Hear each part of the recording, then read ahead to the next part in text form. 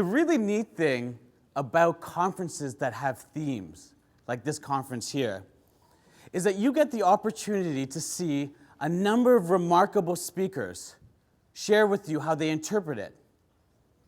My process, if you can imagine it, is that I sit in my room and I repeat the theme to myself over and over again until I feel something.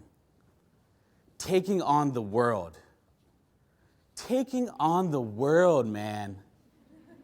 Taking on the world! It didn't matter how many times I said it. It didn't matter how I said it. For me, I could not get behind this idea of taking on the world. I felt uncomfortable with it. There was something bothering me, and I couldn't figure out what it was. And then I thought about it. My experience and the experiences of those to whom I admire, none of us took on the world. No. All of us took on our neighborhoods first.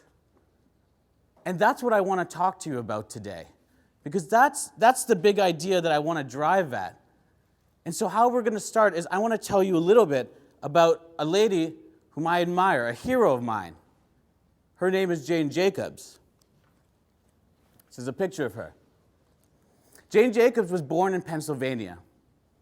Around the time of the Great Depression, Jane moved to Manhattan, to New York City, to do what most people do, young people, and go figure life out. She worked a variety of jobs, and she wrote. And through observation and through experience, Jane Jacobs started narrowing her focus on cities, on this idea of urban decay and renewal. And she began writing more and more about that. And she released a book in the 60s called The Death and Life of the Great American City. And that book today is still being purchased and read by people all over the world. Now, something really interesting happened when Jane launched her book. Shortly thereafter, there was a project announced, a development project in Lower Manhattan to build a highway that would make it easier for cars to move through the city. This project would rip apart neighborhoods like Greenwich Village and Soho. This project would make a statement that cities were built for cars and not for people. And this was really troubling to Jacobs. So Jacobs went from a writer and became an activist. She lobbied people together. She produced more literature. She fought, and they won. The highway was never built. Now, not too long after that, Jane Jacobs then moved right here to Toronto and lived in the Annex neighborhood. And oddly enough, she had the exact same situation. In the 1960s, there was a proposition on the table to build something called the Spadina Expressway. The Spadina Expressway would have come north to south in the city, making it easier for cars to travel through it. And in doing so, ripping apart some of our city's greatest neighborhoods, like the Annex, like Kensington Market, and like Chinatown. This really bothered Jacobs again. So she put on her activist hat, and she brought people together, and she wrote more literature, and she got arrested twice, and they won. And so what I think is really, meaningful about Jacobs is this idea of how she started in her community.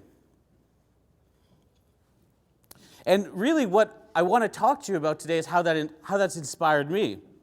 Because Jane Jacobs took on the world and won.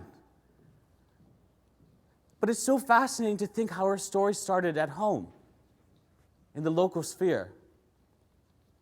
And I think this is so important because when we get told, you should take on the world and you should change the world, one of the biggest obstacles we have is where do we start? This is known as the paradox of choice. What this means is that the more options that we are given, the more choice that we are provided, the harder it is to make a decision. And so my big idea, and what I want to suggest to you today, is let's take out this idea of taking on the world. In fact, screw the world. Save your neighborhood.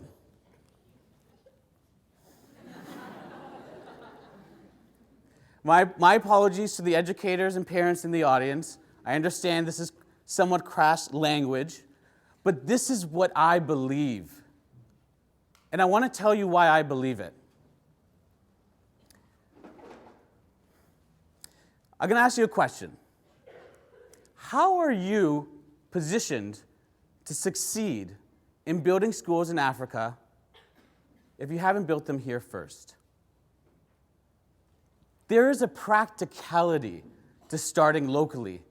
It is your home court, where you understand how things work, where you have a network of people where you can rely on, where you can start and stop, fail and try again so much easily than if you were somewhere else. And this is what Jacobs did, if you think about it. Jacobs didn't start in Toronto, didn't start with the world. She started where she lived, in Manhattan. And I think this is so important because we cannot leapfrog what's happening around us locally, because we cannot imagine ourselves to be that successful out there if we haven't done it here first. I want to give you another example. It might be quite different, but it arrives at the same point. And this example is about Facebook. Now, this is how Facebook started.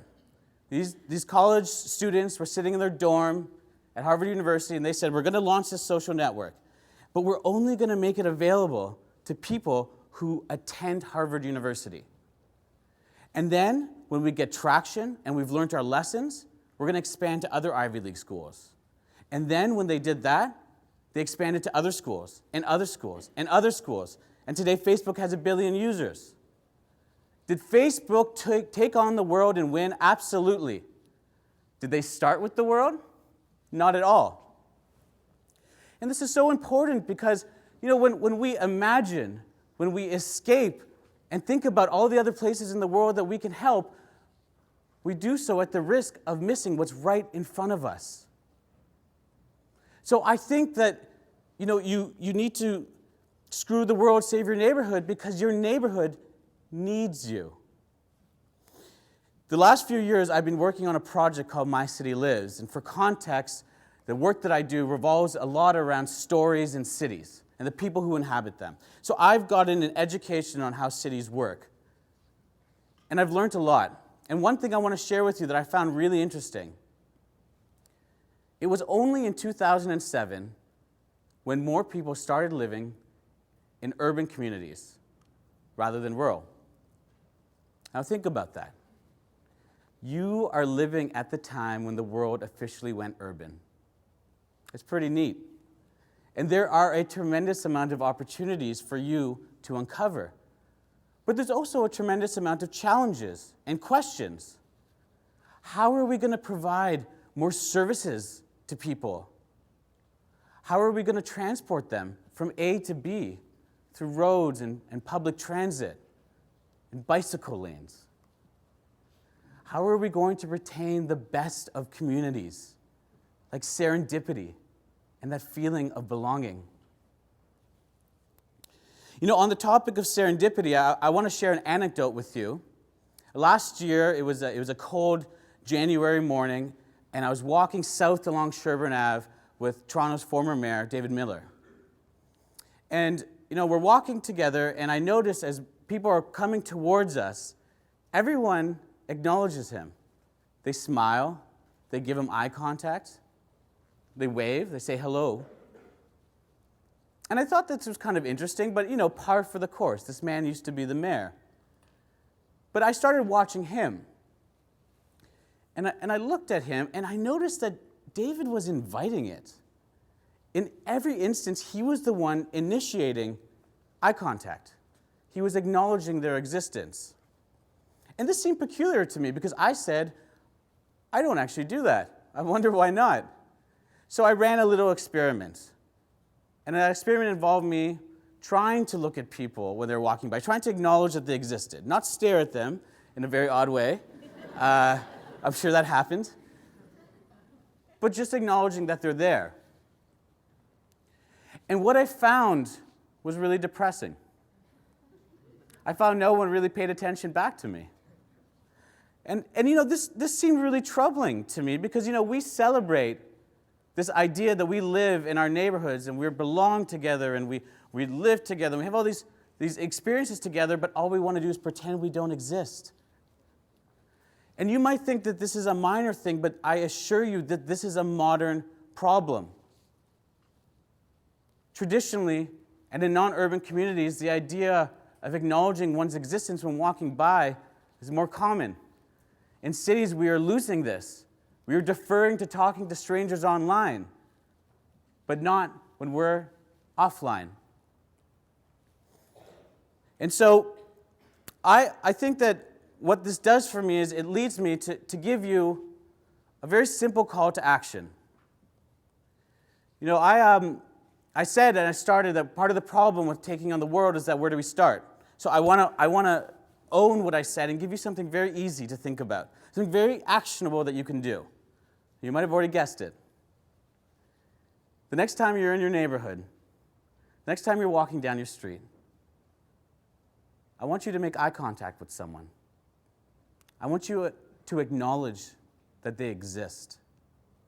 It's very simple. You might think so simple that why does this matter? What does this have to do with saving my neighborhood? Well, let me tell you. Let me connect this to what makes neighborhoods safe. We all want to live in safe neighborhoods.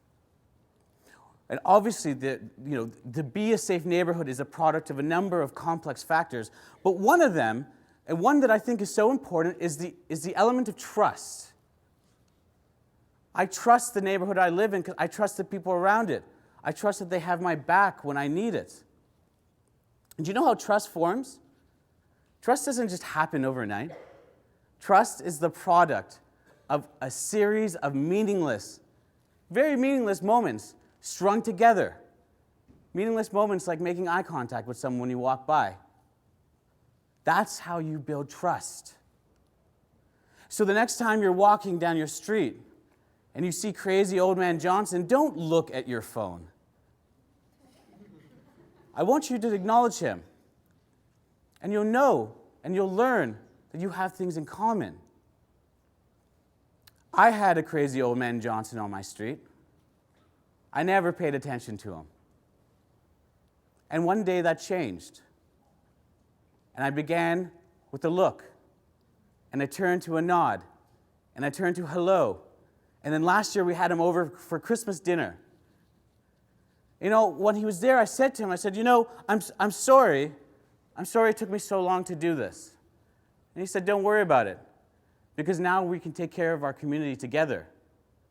Now I feel more empowered because there's two of us. And now the two of us can go find other people. And we can make our neighborhood safe and a great place to live. So look, I want you to take on the world. I believe you are going to take on the world. But my point is, start at home. The conditions are right. The opportunity is there. The need is there. And at the end of the day, you can take on the world. But for now, I say screw it. Save your neighborhood first. Thank you.